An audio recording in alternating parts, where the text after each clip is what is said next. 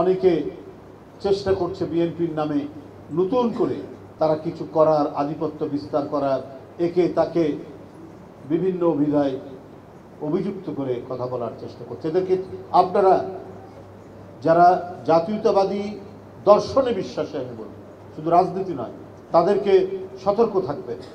এদের ব্যাপারে কঠোর পদক্ষেপ নিয়েছেন বিএনপির ভারপ্রাপ্ত চেয়ারম্যান জনাব তারেক রহমান। এই যে আমরা শুনেছি ইনকাম ট্যাক্স অফিস এবং ইনকাম ট্যাক্স, এইখানে একজন ব্যক্তি বিএনপির নাম ভাঙিয়ে আন্দোলন করছেন, এই আজকে চেয়ারম্যানকে সরাচ্ছে, সরাবেন, কালকে এই করবেন। এটা কেন? তাকে কে দায়িত্ব দিবে? আমি তো সিনিয়র যুগ্ম মহাসচিব, আমি তো জানি না।